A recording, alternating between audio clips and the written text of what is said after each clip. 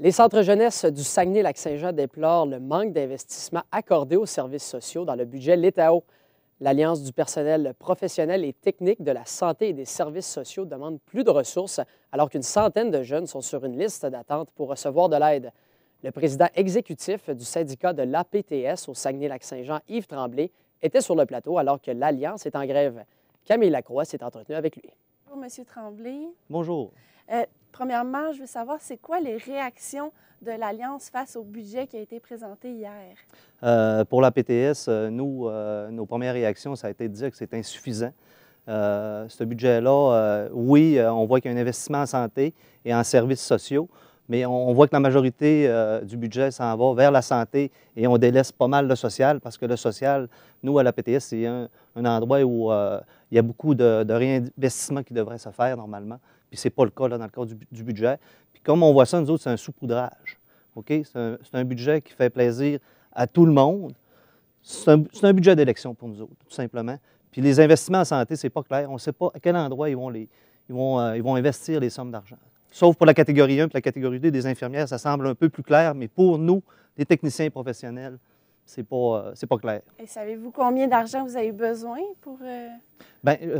Ça dépend de quoi tu parles, sauf que pour la jeunesse, pour les centres jeunesse, c'est sûr que dans la région, ça demandera un réinvestissement de 6 millions actuellement pour pouvoir donner des services que notre jeunesse a besoin. Pour la province, ça représente un investissement de 70 millions. Là. Dans les centres jeunesse, je te parle. Pour les autres missions, je n'ai pas les chiffres. Et pouvez-vous nous expliquer là, dans quelle situation les intervenants sont plongés actuellement là, dans les centres jeunesse? Actuellement, dans les centres jeunesse, on vit une situation de crise. Puis, des fois, j'ose utiliser le terme qu'on s'en va vers une cellule de crise.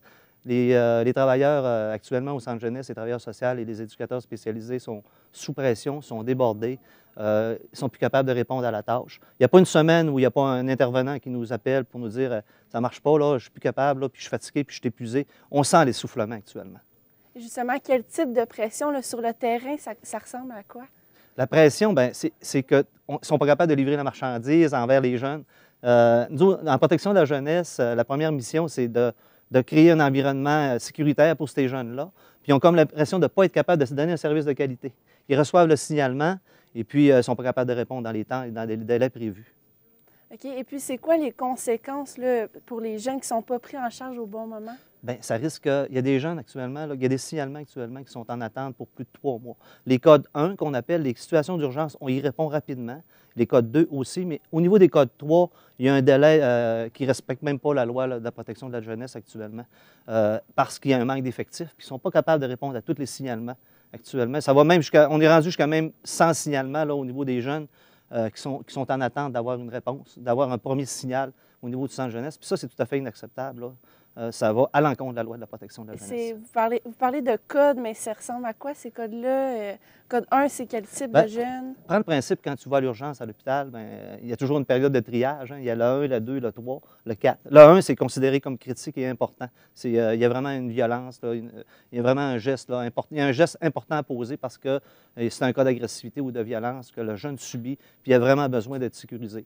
Les codes 3 et 4, c'est des jeunes souvent soit qui manquent de vêtements, qui sont laissés dehors à eux-mêmes, qui traînent un peu dans la rue, mais on les considère moins importants, mais ils ont quand même besoin aussi de services, autant que la code 1, code 2, mais on n'est pas capable d'y répondre actuellement. Effectivement.